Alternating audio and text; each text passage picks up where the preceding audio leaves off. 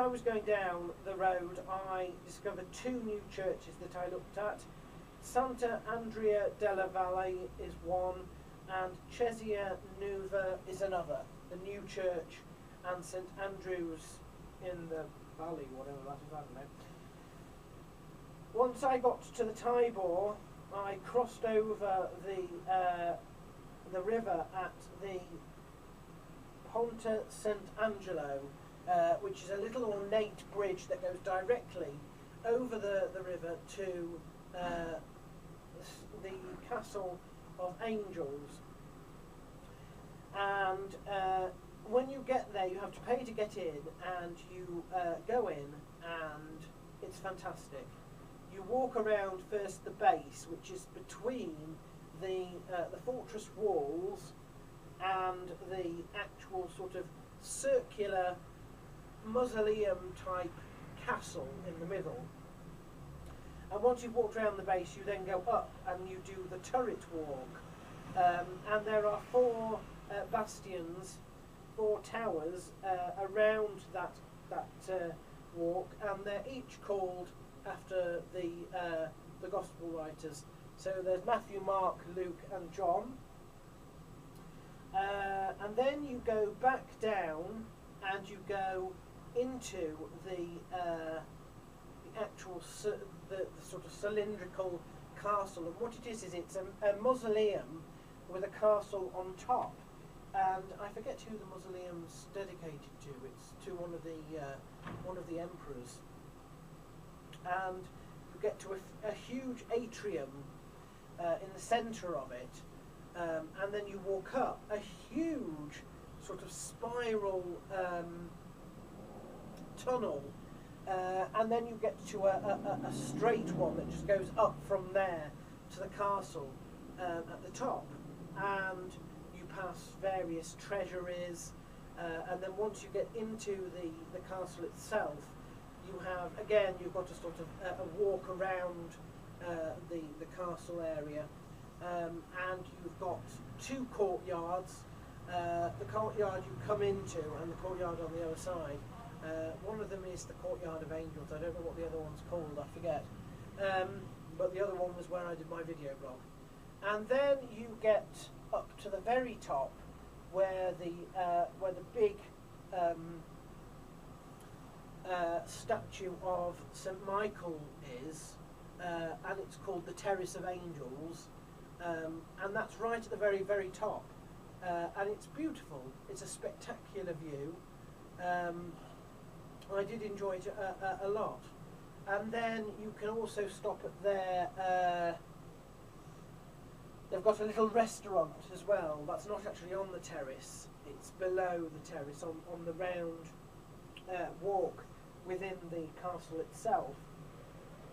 So I stopped there and sat on a little table, and I had a spectacular view of St Peter's Basilica, which is where I went after that. And I walked up the Road of Reconciliation, which basically connects the two. It connects the castle with the Vatican itself. I have to say that also that it's set in a pentagon that goes all the way round the castle, and it's got beautiful grounds which I wandered in as well for quite some time.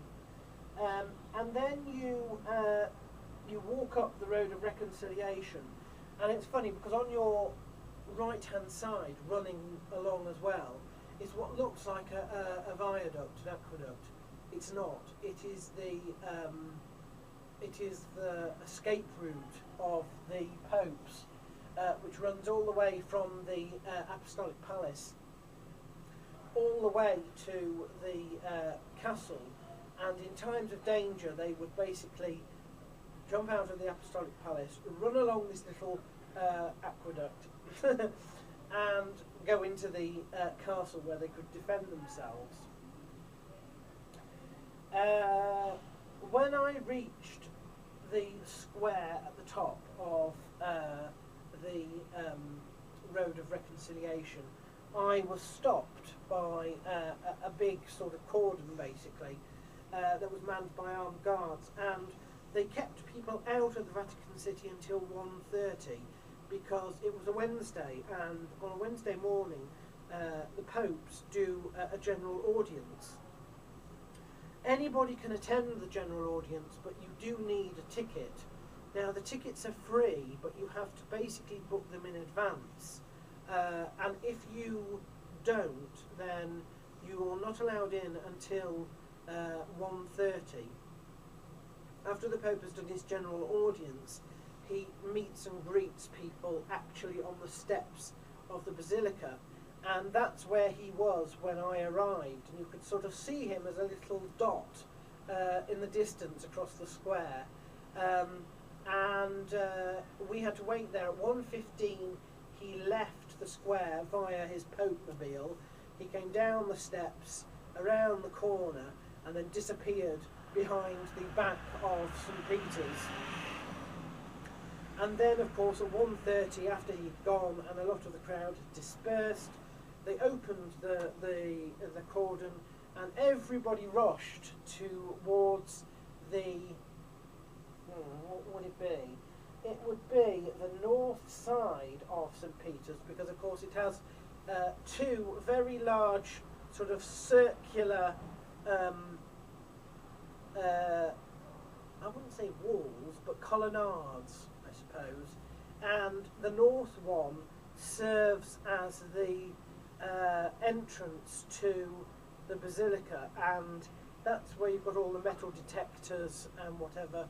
And of course there was a literal stampede, and I've never been in a stampede before, but that was a stampede. And you know, I'm all right because of my size, but smaller people were being crushed against me, between me and other people, and it must have been very painful and very horrible for them. Anyway, so once you get through the metal detectors and the sort of security there, which is just a bit like going through customs at an airport, except I didn't have to take my shoes off, which I was grateful for. You go onto the main steps of St. Peter's and in, and you end up going through the western facade and down the nave, and then you go under the dome, and you can't get down to the grottos through the main entrance to the grottos, which are basically underneath the dome and underneath the main altar. You can't go down that way, but you go down under one of the pillars on the, oh gosh, what would it be? Southwest side, I suppose. And then you can explore the grottos below, and it's basically a crypt with loads and loads of little tombs dedicated to all the different popes. Once you do that, you come out and you just follow the route. You're on a set route then, and the next thing is the dome, and you have to pay to go into the dome, but you pay depending on what you want to do. If you go up in the lift takes you up the main bank of stairs, but you still have to climb some stairs after that, then you pay €7. If you decide to take the steps the whole way, you take 5. So I paid 5 and I walked the whole way. The main bank walks up in a sort of loose spiral, and then you get to the top of that, and you're at the base of the dome basically, and you go inside. You have what St. Paul's would have is the Whispering Gallery. So it's an indoor gallery at the base of the dome. You cannot get to the colonnade, although I could see it from outside, which is at the base of the dome but on the outside, and you can get to that on St. Paul's. They call it the Stone Gallery, which is just above the colonnade area. But you can't get to that in St Peter's. Again, there's another indoor gallery in St Peter's, which would mirror, I suppose, in St Paul's, the ornamental gallery. And you can't get to that in either of them. That is the indoor gallery at the top of the dome. And then obviously there is the lantern gallery, which is outside at the top of the dome, and you can get to that. But basically, after you've been through the gallery, the indoor gallery at the base of the dome of St Peter's, that was the bit that I found most terrifying in terms of height. You come out onto the roof, and then you go into the dome itself, and the way up is tight, and the floors are uneven, and you basically circle the dome, and then you have to go zigzag up above the dome, and you end up in a tiny little spiral that comes out. But their lantern is quite large, actually. Their lantern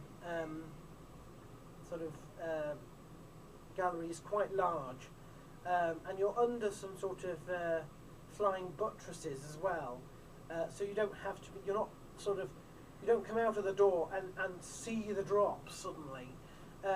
Also, because of the position of the dome, really you get a spectacular view of the roof of St Peter's rather than anything else. The drop to the ground is quite a long way from where the dome is. So you get to see a far off view and a view of the roof, but you don't actually get to see a view of the ground either side. And then you go back down to the area where you're on the roof again, but this time you can walk around the roof, and you can walk up to almost the edge of the western facade where the big statues are. And I spent quite a long time there because you've got gift shops, you've got restaurants, all sorts on the roof of St Peter's. You will never know it's there. It's very strange.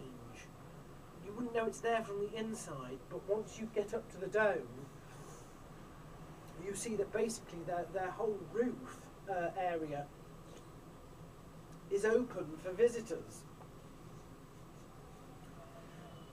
After I did that, I went back down and out into St Peter's Square, and I stayed there until it got dark, because I wanted to see St Peter's lit up at night.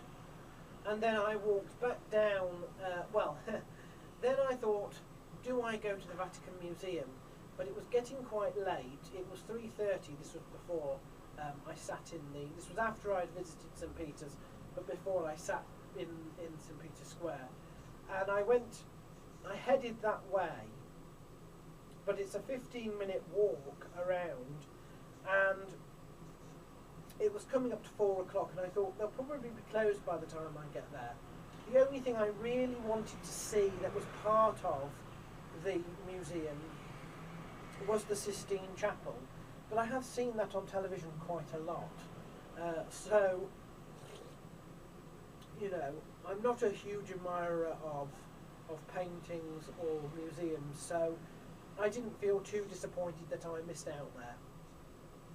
Then I went back to St Peter's Square, and I sat there basically until it got dark, so that I could see what St Peter's looked like close up, lit up at night. And then I did my main shopping, and I did my shopping in the Vatican City, and all the way down the Road of Reconciliation, and all the way across to the Pantheon, which is where I bought most of my presents for my family. And then I did my usual evening, so I then went to Navona for an hour, and then walked that walk all the way back.